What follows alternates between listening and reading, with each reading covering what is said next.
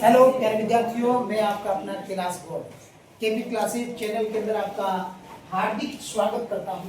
तो प्यारे विद्यार्थियों, आपके सामने एक अध्याय 1 वास्तविक संख्या रियल नंबर, ठीक है, चैप्टर से एक महत्वपूर्ण प्रश्न है। सिद्ध करो कि √5 एक अपरिमेय संख्या है। Prove that √5 is a irrational number. इसको अपने को अच्छे से प्रिपेयर करना है। प्यारे विद्यार्थियों, बढ़िया से तैयार कर लेना। इस वर्ष एग्जाम बोर्ड 2026 के लिए शानदार प्रश्न है। जिस स्टूडेंट ने तैयार कर लिया उसके लिए एग्जाम बेहद शानदार जाएगा। इसलिए इसका क्या सॉल्यूशन है? आंसर प्रश्न के विपरीत, ऑपोजिट द क्वेश्चन। माना कि परिमेय संख्या, let the rational number be √5, okay, and परिमेय संख्या rational number a and b, where a and b are integer, यानी a और b क्या है? पूर्णांक है। तो देखिए, परिमेय संख्या रेशनल नंबर √5 जो अपन ने मान लिया, यानी लेट कर लिया, एज्यूम कर लिया, √5 equal a upon b, cross multiply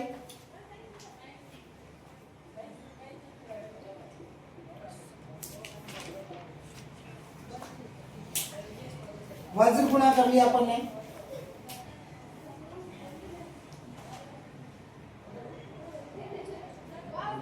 okay. √5 को b से मल्टीप्लाई किया, हो गया √5b equal a, okay. Next step के अंदर है दोनों पक्षों का वर्ग। दोनों पक्षों का क्या करेंगे? वर्ग। स्क्वायरिंग बोथ द साइड, देखिए √5b का होल स्क्वायर कर दिया। क्या कर दिया? होल स्क्वायर इक्वल a का होल स्क्वायर। कोई भी नंबर रूट के अंदर है, स्क्वायर करेंगे तो रूट हट जाएगा, ठीक है। 5 और b का स्क्वायर हो जाएगा b square, 5b² equal a का होल स्क्वायर, यानी a²। Equation number first.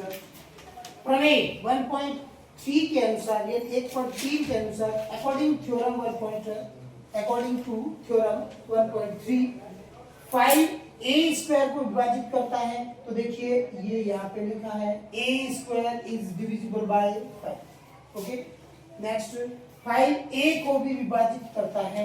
a is also divisible by 5, यानी a² 5 से विभाजित हो रहा है, तो a² डिविजिबल बाय 5, तो 5 से भी डिवाइड होगा कौन? a² 5 से डिवाइड हो रहा है, तो a भी 5 से डिवाइड होगा। ये ध्यान रखना, a is also divisible by 5।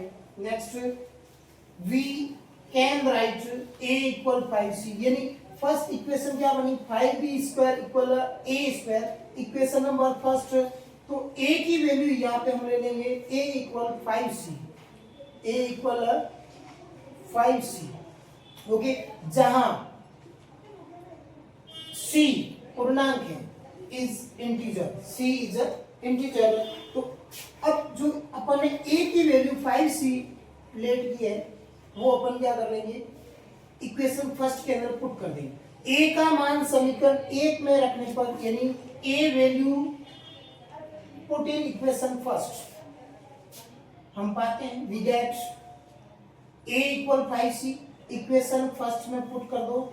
5b² is 5b², a² value 5c, ये देखिए a² 5c, a² यानी whole square, 5b², it means 5b², same to same 5c whole square हो जाएगा 25c²। 5 से 25, 5 टाइम कट हो जाएगा, यहां रह जाएगा b² equal 5c²। Equation number second, again पुनः प्रमेय 1.3 के अनुसार, again according to theorem 1.3, 5b² को विभाजित करता है, b² is divisible by 5, b² is divisible by 5, same quotation रहेगा इसका, ये जो थ्योरम है वो सेम रहेगा। एंड तो 5b को भी विभाजित करता है, यानी 5b को भी विभाजित करता है, a b स्क्वायर विभाजित करता है तो b को भी विभाजित करेगा। सो b is also divisible by 5। इसी प्रकार a एंड b में कम से कम एक उभयनिष्ठ गुणनखंड। देखिए अपन ने इंटीजर लिए a और b, जितने भी नंबर है उन दोनों के अंदर कॉमन फैक्टर रहेगा वो सेम रहेगा। तो क्या है, इसी प्रकार a और b में कम से कम उभयनिष्ठ गुणनखंड 5 है। क्या है, कॉमन फैक्टर क्या है, 5 है। तो therefore a and b have at least 5 as a common factor. इसमें कम से कम एक कॉमन फैक्टर है ना, एक उभयनिष्ठ गुणनखंड है, वो कौन है, 5 है। ठीक है, नेक्स्ट इस तथ्य का विरोधाभास प्राप्त होता है कि a व b सहअभाज्य है, बट दिस कॉन्ट्रडिक्ट्स। ये जो अपन ने प्रोसेस किया है इसका अब प्रश्न तय का है इरेशनल नंबर, अपन लेट करना है इरेशनल नंबर, तो विरोध तो होना जायज है। इस तथ्य का विरोधाभास प्राप्त होता है कि a व b सहअभाज्य है, but this contradicts the fact that a b are coprime number. एक होता है प्राइम नंबर, एक होता है को प्राइम नंबर। प्राइम नंबर कौन से और को प्राइम नंबर कौन से, तो ये देखिए ये सारे a एंड b क्या है, को प्राइम नंबर में ऐड हो रहा है। तो ये कॉमन फैक्टर जिसमें एक सेम नंबर होता है वो होता है को प्राइम नंबर। विरोधाभास अपनी त्रुटिपूर्ण कल्पना के कारण प्राप्त हुआ कि √5 एक परिमेय संख्या है। This contradiction has arisen because of our incorrect assumption. अपन ने जो एज्यूम किया है, यानी यहाँ पे जो लेट किया है, ये क्या है, इनकरेक्ट था। क्या था, इनकरेक्ट, यानी त्रुटिपूर्ण था। अतः हम निष्कर्ष निकालते हैं कि √5 एक अपरिमेय संख्या है। So we conclude that √5 is irrational number HP। इस प्रकार आपके ये प्रूव हो गया। सिद्ध करो कि √5 एक अपरिमेय संख्या है और prove that √5 is irrational number. तो नेक्स्ट क्वेश्चन है, यदि बिंदु K 5 4 रेखाखंड PQ का मध्य बिंदु है तथा Q के निर्देशांक 2 3 है, इसके Q के निर्देशांक 2 3 है तो P के निर्देशांक ज्ञात कीजिए। If point K 5 4 is the midpoint of the line segment PQ and coordinate of Q are 2 3, then find the coordinate of points P। Point P के अपने को कोऑर्डिनेट फाइंड करने हैं। तो इसका सॉल्यूशन क्या रहेगा, तो यदि बिंदु, तो सबसे पहले लाइन सेगमेंट ड्रॉ कर दो कि लाइन सेगमेंट A B। अब K के पॉइंट क्या है, K इसका मिड पॉइंट है, K क्या है, मिड पॉइंट,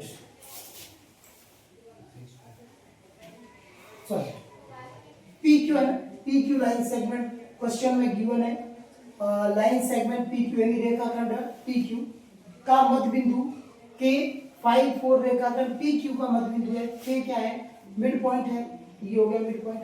अब Q के निर्देशांक 2 3 है, इसके आपको कोऑर्डिनेट दे रखे हैं 2 3, तो P के कोऑर्डिनेट आपको फाइंड करने हैं। ये अपने को x1 y1 फाइंड करने हैं, x1 y1 फाइंड करने हैं। तो देखिए क्या कह रहा है, मिड पॉइंट फाइंड करने, तो मिड पॉइंट फॉर्मूला है मध्य बिंदु सूत्र, mid point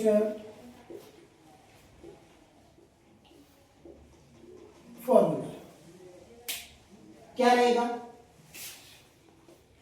x equal x1 plus x2 upon 2 और y equal y1 plus y2 upon 2। देखिए x y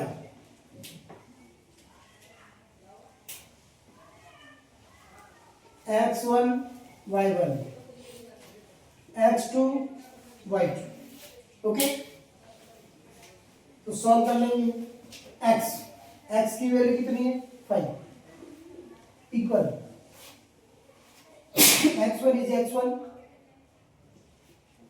x का मान x रहेगा, ठीक है, प्लस x2, ये x1 x2 की वैल्यू कितनी है 2 अपॉन में क्या है 2, क्या कर लेंगे क्रॉस मल्टीप्लाई यानी वज्र गुना कर लेंगे, क्या कर लेंगे क्रॉस मल्टीप्लाई यानी वज्र, तो क्या हो जाएगा x1 प्लस 2 इक्वल 5 2 जा 10, 5 2 जा 10, तो x1 इक्वल 10 साइड चेंज कर दो, प्लस है 2 हो जाएगा -2, x1 की वैल्यू कितनी आ गई 8, कितनी आ गई, बस सिंपल क्वेश्चन है। सेकंड देखो किसकी वैल्यू निकालनी है y, तो y की वैल्यू कितनी दे रखी है 4 दे रखी है, इक्वल y1 क्या है, y1 सेम एज रहेगा y1 प्लस y2 की वैल्यू कितनी, ये y1 ये y2, तो y2 की वैल्यू दे रखी है 3 अपॉन 2, क्या कर लेंगे क्रॉस मल्टीप्लाई यानी वज्र गुना कर लेंगे, तो क्या हो जाएगा y1 प्लस 3 इक्वल 4 2 जा 8, तो y1 इक्वल 8 माइनस 3, तो y1 इक्वल कितना हो जाएगा 5, तो ये सॉल्यूशन रहेगा आपके। ये जो क्वेश्चन है ये निर्देशांक ज्यामिति यानी कोऑर्डिनेट ज्योमेट्री का इंपॉर्टेंट क्वेश्चन है, अच्छा क्वेश्चन है, अच्छे से तैयार कर लें, ऐसे क्वेश्चन बोर्ड के एग्जाम के अंदर अटेम्प्ट होते हैं, तो प्यारे विद्यार्थियों अच्छे से प्रैक्टिस करें। ये अब अगला प्रश्न है, यदि वृत्त की त्रिज्या 14 सेंटीमीटर हो तो वृत्त का क्षेत्रफल निकालना है, क्या कह रहे हैं वृत्त की क्या है रेडियस यानी त्रिज्या, किसकी है सर्कल यानी वृत्त की, कितनी है 14 सेंटीमीटर यानी 14 सेंटीमीटर, तो क्या फाइंड करना है वृत्त का क्षेत्रफल यानी एरिया ऑफ सर्कल, क्या फाइंड करना है एरिया ऑफ सर्कल, तो देखिए वृत्त का क्षेत्रफल एरिया ऑफ सर्कल, वृत्त का क्षेत्रफल यानी एरिया ऑफ सर्कल क्या है पाई आर स्क्वायर, क्या है पाई आर स्क्वायर, और क्षेत्रफल की इकाई जो यानी यूनिट है ना वो रहेगी वर्ग सेंटीमीटर या वर्ग मीटर, तो देखिए नेक्स्ट पाई की वैल्यू क्वेश्चन में दे या न दे, दे दे तो वो अप्लाई करनी है, नहीं दे तो 22/7 अप्लाई करनी है, और रेडियस कितनी दे रखी है रेडियस दे रखी है 14 क्या है सेंटीमीटर, इसलिए अपन ने यहाँ पे सेंटीमीटर जो इकाई लगाई है, तो पाई की वैल्यू कितनी है 22/7 इंटू रेडियस कितनी है 14 इंटू 14, अब 14 की टेबल से 14 2 टाइम कट हो जाएगा, अब यहाँ पे 22 22 2 जा हो जाएगा 44 यानी 22 दूनी कितना हो जाएगा 44 इंटू क्या कर लेंगे 14, अब 44 का पहाड़ा ये 44 की टेबल तो आप लोगों को आती नहीं है बट 14 की तो आती होगी, तो देखिए 14 4 जा 56 कैरी कितना हो जाएगा 5, 14 4 जा 56 और 56 और कैरी है 5 वो ऐड कर दो हो जाएगा 56 प्लस 5 61, इसका आंसर आ जाएगा 616 स्क्वायर सेंटीमीटर। तो प्यारे विद्यार्थियों ये आपका अगले दो क्वेश्चन होंगे, अब नेक्स्ट क्वेश्चन की ओर बढ़ते हैं। अगला क्वेश्चन है अपना, रोहन की माँ उससे 26 वर्ष यानी रोहन की माँ उससे 26 वर्ष बड़ी है, उनकी आयु वर्षों में है का गुणनफल दे रखा है, अब से कब से अब से 3 वर्ष पश्चात कितना है 360 हो जाएगी, तो रोहन की वर्तमान आयु ज्ञात करनी है, क्या करनी है रोहन की वर्तमान आयु ज्ञात करनी है, देख क्या लिखा Rohan's mother is 26 year older यानी बड़ी है देन हिम इससे, the product of their age दोनों की एज का जो प्रोडक्ट है in years 3 year from now will be 360। अब से 3 वर्ष पश्चात उनकी दोनों की आयु का जो प्रोडक्ट है ना वो हो जाएगा 360। Find the present age of Rohan. अपने को रोहन की प्रेजेंट एज फाइंड करनी है, यानी वर्तमान आयु ज्ञात करनी है। तो देखिए क्या लिखते हैं,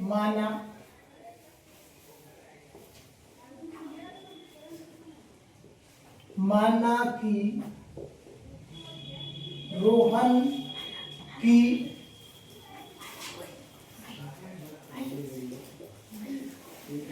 वर्तमान आयु, माना रोहन की वर्तमान आयु, let the present age of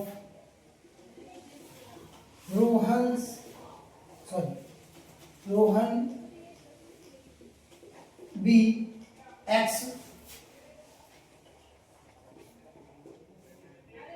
Rohan की माँ की आयु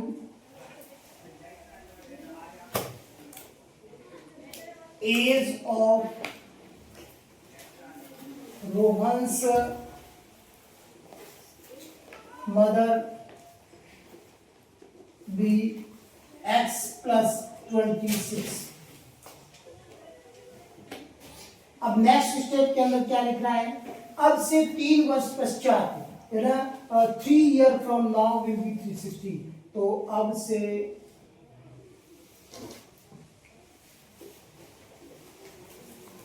3 वर्ष बाद पश्चात, अब से कब पूछते हैं ना, नाउ, कोई ध्यान रख लेना बाद में, ठीक है। क्या लिखोगे, 3 years from now, 3 years from now Rohan की आयु, यानी 3 वर्ष पश्चात रोहन की आयु क्या हो जाएगी, X + 3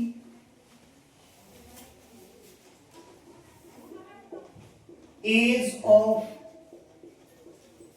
रोहन X + 3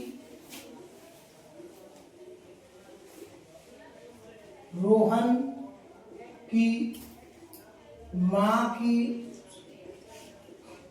आयु, यानी अब से 3 वर्ष पश्चात age of Rohan's mother X + 26। पहले कितनी थी, X + 20। अब से तो क्या कर देंगे, 3 ऐड कर देंगे, तो क्या हो जाएगी, X + 26 + 3 29 हो जाएगी। तो देखिए अब से पहले और अब दोनों फर्क है, पहले क्या थी, 26 थी, अब कितनी हो गई, 29 हो गई, यानी पहले 26 थी, अब हो गई 29। अब क्या लिखेंगे, product of their as,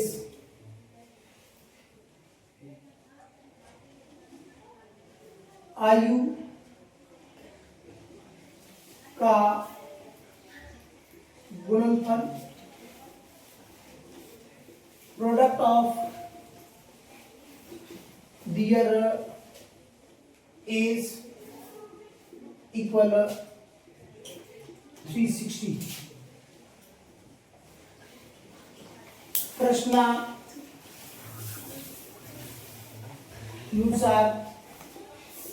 according to question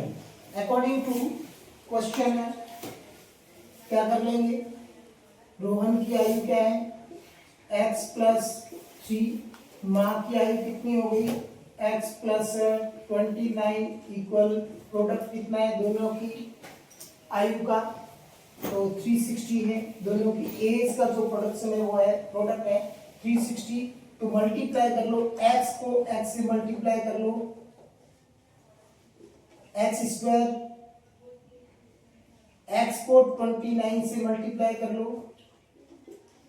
29x, x को 3 से मल्टीप्लाई कर लो 3x, और x को 29 से मल्टीप्लाई कर लो, हो जाएगा 87 इक्वल 360। ओके, नेक्स्ट स्टेप के अंदर एक्स स्क्वायर प्लस 29 और 3x को ऐड कर लेंगे, हो जाएगा 32x प्लस 87, साइड चेंज कर लेंगे, प्लस 360 हो जाएगा माइनस 360 इक्वल हो जाएगा 0, यानी बराबर 0 हो जाएगा। ये लिख देंगे अपन एक्स स्क्वायर प्लस 32 एक्स, यहाँ हो जाएगा प्लस 87 है और ये माइनस 360 है, तो इसमें से ये माइनस कर दो। देखो यहाँ पे 360 माइनस 87 कर लेंगे तो कितना हो जाएगा 0, तो 0 में से 7 माइनस, तो 10 में 7 गया 3, और यहाँ रिमाइंडर यहाँ से कैरी दे दिया तो यहाँ रह गया 5, तो 5 में से 8 जाता है, फिर यहाँ से कैरी ले लो, हो जाएगा 15 में से 8 गया 7, यहाँ से कैरी गया तो यहाँ बच गया 2, तो ये हो गया 273, तो यहाँ लिख देंगे 273 इक्वल 0। अब अपन इसको करेंगे, ये चैप्टर है आपके 4, चैप्टर कौन सा है, चैप्टर 4 है, तो इसमें बनता है क्वाड्रेटिक इक्वेशन। क्या बनती है, क्वाड्रेटिक इक्वेशन, और क्वाड्रेटिक इक्वेशन में इक्वल 0 लगता है, तो अपन क्या करते हैं, फर्स्ट टर्म सेकेंड टर्म और थर्ड टर्म को मल्टीप्लाई कर लेंगे। तो यहाँ देखिए कैसे मल्टीप्लाई करते हैं, तो इसको मल्टीप्लाई कर लिया तो हो जाएगा 273x स्क्वायर, इनको मल्टीप्लाई करेंगे, इसके फैक्टर आएंगे 39 एंड 7। तो देखिए कैसे आएंगे वो मैं आपको बता देता हूँ कि ये 273 का प्राइम फैक्टर कर लो, तो ये 3 की टेबल से डिवाइड होगा कितनी टाइम, 3 9 जा 27, पीछे रह गया 3, 3 1 जा 3। अब 91 है जो डायरेक्ट 7 की टेबल से डिवाइड होगा कितनी टाइम, 13 टाइम, और 13 किससे डिवाइड होगा, 13 से डिवाइड होगा कितनी टाइम, 1 टाइम। अब देखिए ये होगा 3 × 13 हो जाएगा कितना, 39, और क्या बच गया 7, तो ये इसके हो गए फैक्टर। नेक्स्ट अपन लिख लेते हैं, तो हो जाएगा एक्स स्क्वायर प्लस 39 माइनस 7, और मल्टीप्लाई किससे है, एक्स से, माइनस 273 इक्वल 0। नेक्स्ट स्टेप यहाँ चलेंगे अपन, इसके बाद देखिए यहाँ आ जाते हैं, तो क्या होगा, एक्स स्क्वायर 39 प्लस है, 39 को x से मल्टीप्लाई कर लो, प्लस 39x प्लस माइनस हो जाएगा, तो माइनस 7 को x से मल्टीप्लाई कर लो, 7x माइनस 273, ये हो गया माइनस 273 इक्वल 0। अब क्या कर लेंगे, पेयर एंड कॉमन, तो देखिए प्यारे विद्यार्थियों क्या हो जाएगा, यहाँ पे x कॉमन हो जाएगा और x से x स्क्वायर कट हो जाएगा, बचेगा x, यानी रिमाइंडर x रह जाएगा प्लस का प्लस, x से x कैंसिल हो जाएगा, रिमाइंडर रह जाएगा 39, यहाँ है माइनस। अब देखिए माइनस यहाँ पे कॉमन हो जाएगा 7, और माइनस 7 से 7 गया, रिमाइंडर रह जाएगा आपके x, ये माइनस और ये भी माइनस, तो माइनस माइनस मल्टीप्लाई करने पर यानी गुणा करने पर प्लस हो जाएगा। अब 7 से 273 है जो 39 टाइम डिवाइड होगा, इक्वल क्या हो गया 0।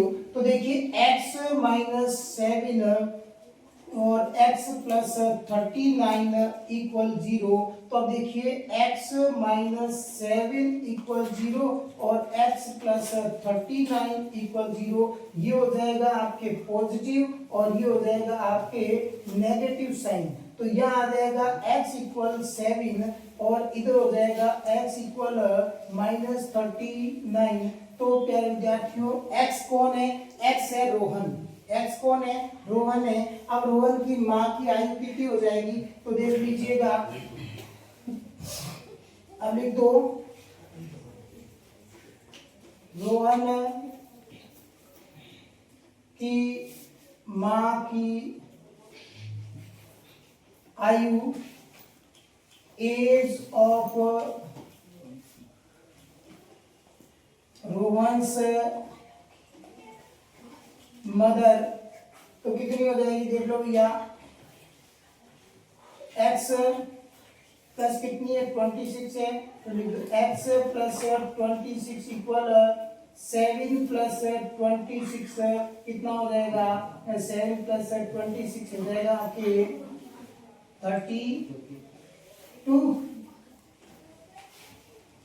33। अब देखिए ये इससे आई, अब इसको चेक करो, ये इसके अकॉर्डिंग आई, अपने को क्या करना है, अब देखिए ये एज मैं यहाँ पे ऐड कर देता हूँ, कहाँ पे, ये हो गई 7 प्लस 3 इक्वल रोहन की एज कितनी हो गई 10, रोहन की एज कितनी हो गई 10, यहाँ पे ये आपको यहाँ करना है ये स्टेप, रोहन की एज हो गई 10। अब देखिए सेकंड देखो, ये किसकी है, रोहन की माँ की, तो रोहन की माँ की एज के अंदर अपन को क्या ऐड करना है, 7 ऐड करना है, 7 प्लस 29 कितना हो जाएगा 36। अब ये देखिए 36 और 10 को मल्टीप्लाई कर लो, दोनों की एज का जो प्रोडक्ट है वो कितना है 360 है, ये फाइंड हो गया। इस टाइप से आपको फाइंड करना है कि रोहन की एज क्या है और रोहन की मदर की एज क्या है। तो प्यारे विद्यार्थियों, यहाँ पे अपन ने लिया है कि रोहन की माँ की आयु, यानी रोहन की आयु x प्लस 26 है, यानी रोहन की आयु x है यानी 7, और रोहन की माँ की आयु age of Rohan's mother x plus 26, यहाँ पे अपन करेंगे तो आएगा 33, बट इस वैल्यू को अपने को कहाँ पुट करना है, अब से 3 वर्ष बाद, यानी age 3 year from now, 3 year from now, उस वाली कंडीशन में ऐड करना है। तो उस वाली कंडीशन क्या है x प्लस 3, तो x की वैल्यू अपने क्या फाइंड कर ली 7, तो 7 प्लस 3 हो गया 10, और रोहन की माँ की आयु age of Rohan's mother 3 years from now, अब से 3 वर्ष पश्चात माँ की आयु कितनी होगी x प्लस 29, तो x की वैल्यू अपन ने रोहन की निकाली थी, कितनी आ गई 7, 7 प्लस 29 हो गई 36, अब 36 और 10 को मल्टीप्लाई कर लो, अपने जो एज का प्रोडक्ट है 360 वो फाइंड हो रहा है, इट मींस अपना क्वेश्चन एकदम करेक्ट है और अपन ने आंसर को सॉल्व कर लिया है। तो प्यारे विद्यार्थियों, इस तरीके से क्वेश्चन को अच्छे से प्रैक्टिस करें, और प्रैक्टिस 1 टाइम नहीं, जब तक क्वेश्चन क्लियर नहीं होता है practice 1 time 2 time 3 time more than time भी कर सकते हैं। तो जितनी प्रैक्टिस करोगे उतने परफेक्ट बनेंगे। अगला क्वेश्चन लाते हैं, अगला 5वां प्रश्न है, 7 मीटर ऊंचे भवन की, ये देखिए 7 मीटर क्या है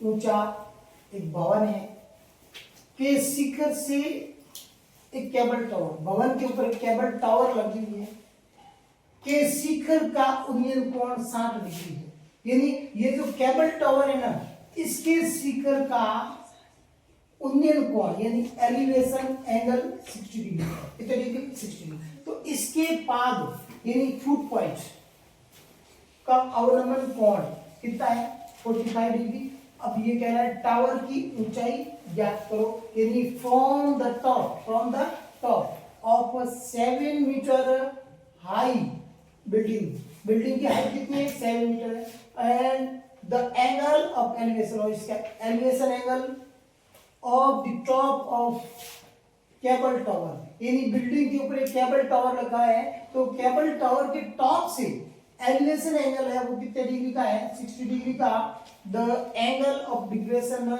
और ये जो बेस है केबल टावर का बेस है, तो इस बिल्डिंग के केबल टावर पे जहां एलिवेशन एंगल बन रहा है ना, वहां से डिप्रेशन एंगल बन रहा है कितने डिग्री का 45 डिग्री का। क्या कह रहा है इसके पाद से, यानी किसके पाद से, ये जो केबल टावर है इसके फुट पॉइंट से इसका जो डिप्रेशन एंगल है वो 45 डिग्री है। तो determine the height of tower, determine the height of tower. तो देखिए ये है भवन,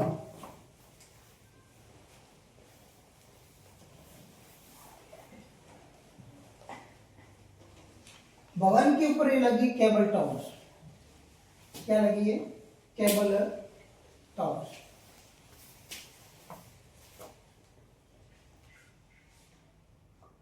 ये केबल टावर है, इस केबल टावर के शिखर से, ये केबल टावर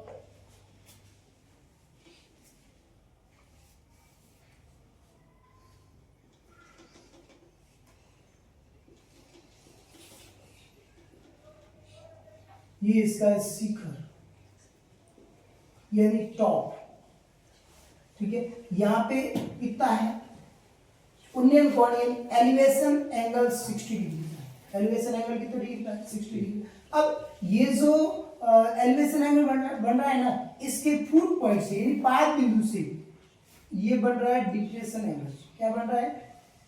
अवनमन कोण बन रहा है। क्या बन रहा है? अवनमन कोण कितने डिग्री का बन रहा है? 45। ये 45 तो ये भी 45 हो जाएगा।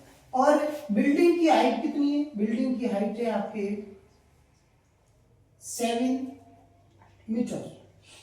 ये 7 मीटर तो ये भी 7 मीटर, दोनों ऑपोजिट साइड इक्वल है, तो ये हो गया आपकी रेक्टेंगल यानी आयत हो गया।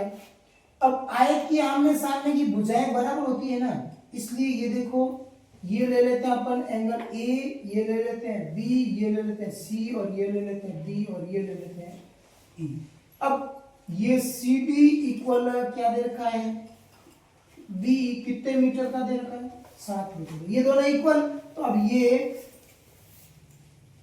B C equal D E be same, ये दोनों भी क्या है? इक्वल रहेगी। ये दोनों भी क्या रहेगी?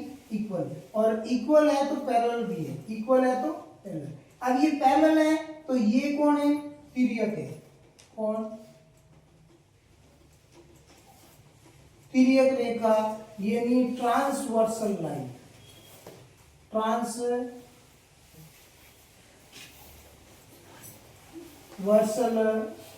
लाइन। ट्रांसवर्सल लाइन कौन सी है? सीई है। कौन सी है? सीई। तो एंगल क्या हो गए? बी सी ई इक्वल हो जाएगा एंगल डी ई सी। अल्टरनेट एंगल हो जाएंगे। क्या हो जाएंगे? अल्टरनेट एंगल यानी एकांतर कोण। और एकांतर कोण क्या होते हैं? बराबर होते हैं। एकांतर कोण क्या होते हैं? बराबर। तो देखिए अब ये क्या कह रहा है? ये एक भवन है। कौन सा भवन है? बी ई डी सी एक भवन है। इस भवन के ऊपर क्या लगाया हुआ है? केबल टावर लगाई हुई है। अब देखिए इस भवन और केबल टावर की टोटल हाइट कितनी हो गई? तो टोटल हाइट अपन ले लेते हैं यहाँ पे h। क्या ले लें? h। तो ये हो गई आपके a और ये हो गई e, तो ए ई इक्वल हो गया h। ए इक्वल क्या हो गया? h। तो टोटल हाइट ये हो गई। अब ये कह रहा है कि बिल्डिंग की हाइट क्या है? बिल्डिंग की हाइट ये है क्या? B E equal 7 metre. B equal कितनी? 7 मीटर। बी और सी डी क्या है? इक्वल है। तो ये देखो B E equal B equal C D, यहाँ लिख दो B E equal C D equal 7 metre. ये भी इक्वल है। अब देखिए ये 7 मीटर है, टोटल हाइट कितनी है? h है। तो ये हाइट कितनी हो जाएगी? तो ये हाइट अपन लिख देंगे h माइनस 7। तो ये यहां से यहां तक जो ए बी हाइट है h माइनस 7 इक्वल हो जाएगा आपके ए बी। तो ए बी की हाइट कितनी हो गई? h minus 7। और बी की हाइट कितनी होगी? 7 मीटर। तो सीडी की हाइट भी कितनी होगी? 7 मीटर। अब ये कह रहा है कि ये भवन है, भवन के शिखर पर यानी ये बिल्डिंग है, बिल्डिंग के टॉप पर क्या लगा है? Cable tower. केबल टावर यानी केबल टावर, ठीक है। इसके टॉप से यानी शिखर से ये बिल्डिंग पर क्या बना रहा है? उन्नयन कोण यानी एलिवेशन एंगल बना रहा है। क्या बना रहा है? उन्नयन कोण यानी एलिवेशन एंगल बना रहा है। तो एलिवेशन एंगल कितने डिग्री का दे रखा है? एलिवेशन एंगल दे रखा है 60 डिग्री का। कितने डिग्री का? 60 डिग्री का। तो ये 60 डिग्री का हो गया एलिवेशन एंगल। अब ये कह रहा है कि केबल टावर के पाद बिंदु से यानी फुट पॉइंट से एक अवनमन कोण बन रहा है, वो कौन सा बन रहा है, BCE बन रहा है। तो BCE कितने डिग्री का दे रखा है, तो देखिए यहाँ पे डिप्रेशन एंगल आपको दे रखा है 45 डिग्री। कितने डिग्री दे रखा है, 45 डिग्री। अब ये दोनों एंगल क्या है, इक्वल है, जो मैंने यहाँ पे एक्सप्लेन कर दिया है। तो देखिए अब अपन इस क्वेश्चन को सॉल्व करना स्टार्ट करते हैं। देखिए फर्स्ट लेते हैं ट्राइंगल। सबसे पहले क्या दे रखा है, भवन की ऊंचाई, भवन की ऊंचाई, भवन की ऊंचाई कितनी है भाई, भवन की ऊंचाई है BE इक्वल BC इक्वल 7, कितनी है 7 मीटर, ये हो गई भवन की ऊंचाई। फिर उन्नयन कोण कितने डिग्री का है,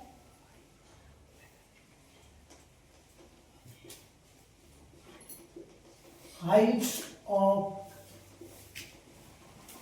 बिल्डिंग। फिर क्या कह रहा है,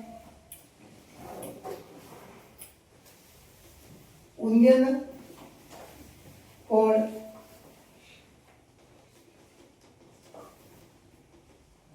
एलिवेशन एंगल थीटा दे रखा है आपको 60 डिग्री। अवनमन कोण यानी डिप्रेशन एंगल,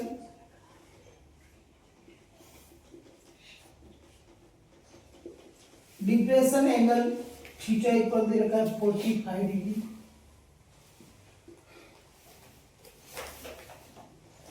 भवन प्लस केबल टावर की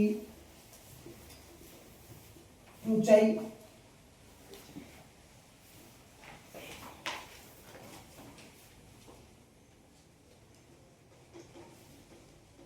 building plus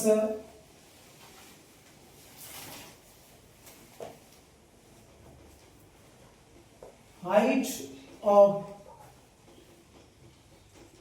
building plus cable tower कितनी H, यानी AE इक्वल अपने को फाइंड करना है H। तो ये अपने को H फाइंड करनी है। तो देखिए फर्स्ट ले लो ट्राइंगल, कौन सा ट्राइंगल, ABC। ट्राइंगल कौन सा है, ABC। ABC के अंदर अपने को क्या लेना है, लंब बट्टा आधार, यानी परपेंडिकुलर अपॉन बेस इक्वल होता है tan थीटा। क्या होता है, परपेंडिकुलर अपॉन बेस इक्वल होता है tan थीटा। अब परपेंडिकुलर अपन ने कितना निकाल दिया, परपेंडिकुलर निकाल दिया, देखिए AB अपॉन बेस कितना है BC इक्वल क्या है, tan कितने डिग्री का है, tan है 60 डिग्री का, tan कितने डिग्री का, 60 डिग्री का। अब AB की वैल्यू अपन ने क्या यहाँ रखी है, H-7, यानी H-7। और बेस कितना है, बेस सेम रहेगा BC इक्वल क्या है, tan 60 की वैल्यू कितनी है, tan 60 की वैल्यू होती है √3। अब यहां अपन कर लेंगे √3 cross multiply, √3 BC equal H-7, ये हो गया आपके इसकी value, √3 BC equal H-7। Second अपन ले लेंगे यहाँ पे ट्राइंगल दूसरा, यहाँ डाल दो इक्वेशन फर्स्ट। सेकेंड आपके ट्राइंगल रहेगा CDE, तो सेकेंड ट्राइंगल है आपके CDE। इसमें भी क्या होगा, perpendicular upon base equal tan कितने डिग्री का है, tan है 45 डिग्री, कितने डिग्री का, 45 डिग्री। यहाँ पे परपेंडिकुलर देखिए कौन है, परपेंडिकुलर है यहाँ पे CD अपॉन बेस कितना है, बेस है आपके यहाँ पे DE, बेस कितना है DE इक्वल tan 45 डिग्री। तो यहाँ पे लिख दो चूंकि, यानी सिंस DE इक्वल क्या है भाई, DE इक्वल है BC, DE इक्वल क्या है BC। तो यहाँ पे ले लेंगे CD कितनी है भाई, CD है अपने पास 7 अपॉन DE किसके इक्वल है, BC के इक्वल tan 45 की वैल्यू कितनी है, 1 है। तो BC की वैल्यू अपने पास कितनी आ जाएगी, तो BC की वैल्यू 7 आ जाएगी। ये आ जाएगी BC equal 7 metre. Equation number second. ठीक है,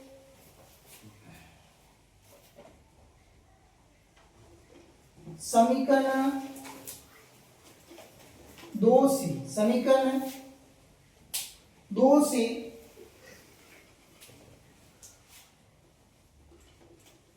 समीकरण 1 में BC का मान रखने पर फ्रॉम